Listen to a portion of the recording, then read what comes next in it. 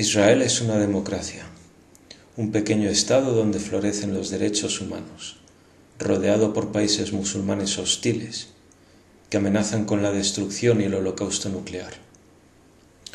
Además, se enfrenta a la amenaza del terrorismo por parte de los palestinos.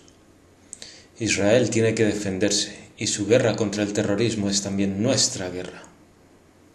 Israel tiene derecho a existir y a hacer frente a las amenazas existenciales por parte de los árabes a las que se enfrenta de continuo. Como con los vídeos anteriores, hoy examinamos un nuevo aspecto del conflicto palestino-israelí, el terrorismo. A estas alturas creo que hemos profundizado un tanto en los orígenes del Estado de Israel y la génesis del conflicto en Palestina.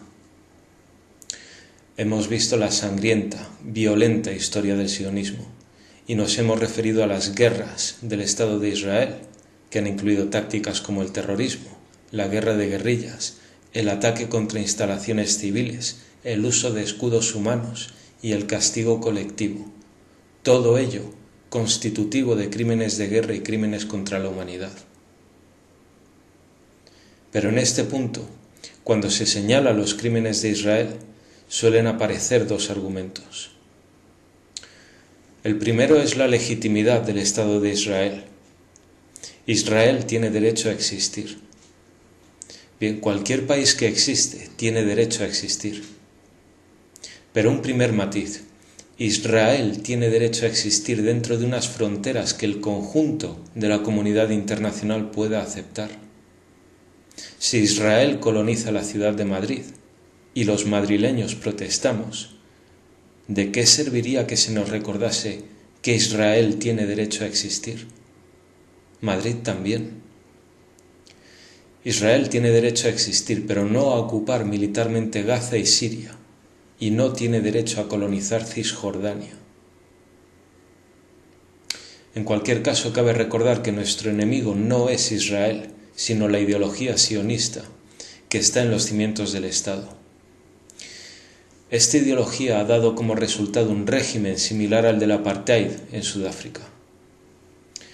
Para quienes no sepan de qué hablo, en Sudáfrica, después de la independencia, la minoría blanca se quedó con todas las cuotas de poder político y económico y dio unas cuantas migajas a la población local negra, que era la mayoría. Este régimen contó con el apoyo de los Estados Unidos y el Reino Unido y otras democracias. Quienes se oponían a ese régimen eran calificados por Estados Unidos y Reino Unido como terrorista, y esto incluye al Premio Nobel de la Paz Nelson Mandela. Tras el colapso del régimen del apartheid, quienes llamaban terrorista a Mandela cayeron del caballo, en una de esas conversiones damascenas, y empezaron a alabar su figura, incluyendo el presidente del país que ayudó a detenerlo, Estados Unidos. Volvamos a Israel sin dejar a Mandela. Su nieto calificó a Israel como el peor régimen de apartheid. Todavía en este argumento, el del derecho de Israel a existir, vamos a plantearnos si Palestina tiene derecho a existir. La ONU planteaba la creación de un Estado palestino, que hoy en día está ocupado y colonizado por Israel. ¿Tiene Palestina derecho a existir? En estos momentos, la proclamación del Estado palestino está sujeta a lo que se llama proceso de paz, que es la excusa para seguir haciendo la guerra e impedir el Estado palestino.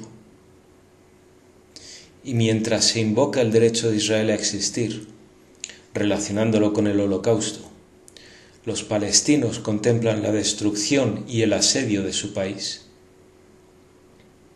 Mientras que los israelíes viven en ciudades modernas y prósperas, no olvidéis que cuentan con 10.000 millones de dólares de ayuda de Estados Unidos cada año. Los palestinos ven sus casas destruidas por el ejército israelí de forma rutinaria, para que puedan construir colonias solo para judíos. Como esta, en concreto en los Altos del Golán, en Siria, mientras que los palestinos tienen que sobrevivir en chabolas.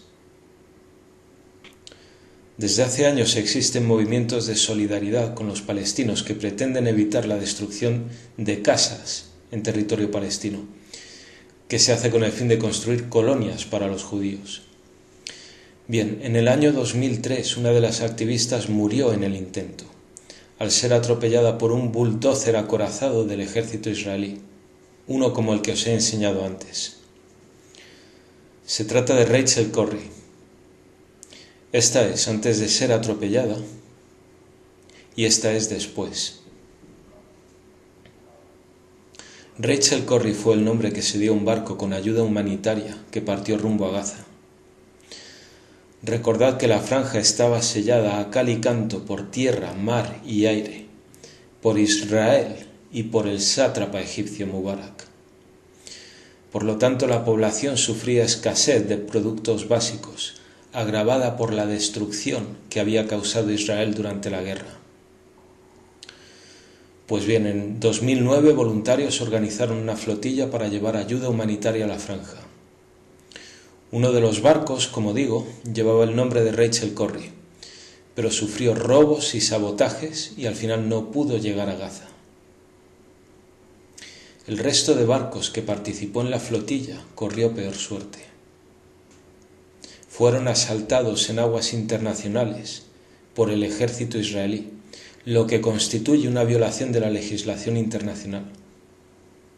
9 de los voluntarios fueron asesinados deliberadamente, 5 de ellos con disparos en la cabeza, algunos a bocajarro y a quemarropa, después de haber sido heridos.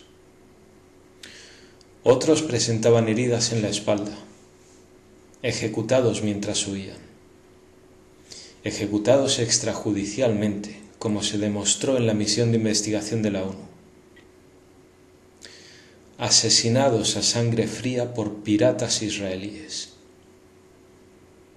Los que sobrevivieron fueron secuestrados, enviados a Israel y luego deportados. Lo que tenemos aquí es que nuestra democracia favorita, Israel, se comporta como piratas, cometen secuestros y asesinatos en aguas internacionales. Bien, legitimidad para existir, claro, la misma que el Estado palestino o cualquier otro. Legitimidad para ocupar, colonizar, destruir casas, eso es otra cosa. Me referí antes a 2 argumentos que suelen salir cuando se habla de Israel. Vamos a ver el segundo, que está relacionado con la guerra. 1000 civiles muertos, 400 niños. Bueno, pues que los palestinos no lancen bombas contra Israel. ¿Qué haríais vosotros si lanzaran una docena de cohetes durante una semana contra vuestra ciudad? Bueno, en primer lugar quiero decir que los cohetes artesanales palestinos son tan poco efectivos, tan patéticamente ineficientes, que la mayoría de las veces no causan bajas. Están hechos de manera artesanal, como un experimento de clase de ciencia.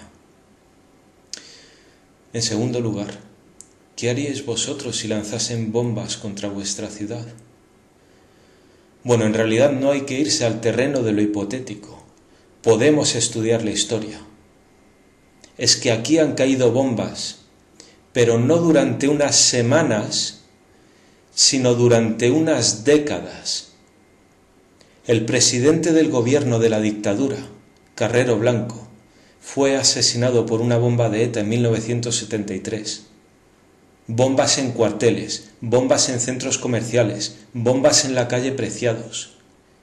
Y ningún gobierno, ni siquiera el de Franco, se atrevió a bombardear Rentería o el sur de Francia por tierra, mar y aire con la excusa de que, bueno, hemos matado 400 niños, pero queríamos acabar con los terroristas. Os dejo aquí una viñeta sobre el académico estadounidense-israelí Norman Finkelstein.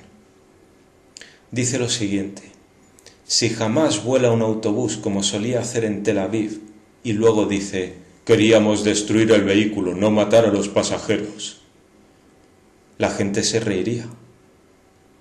Pero ¿en qué medida esto es distinto de cuando Israel lanza una bomba de 1 tonelada en un barrio densamente poblado en Gaza, como hizo en julio de 2002, y luego dice: «Oh, no queríamos matar a los civiles, solo queríamos matar a un terrorista palestino».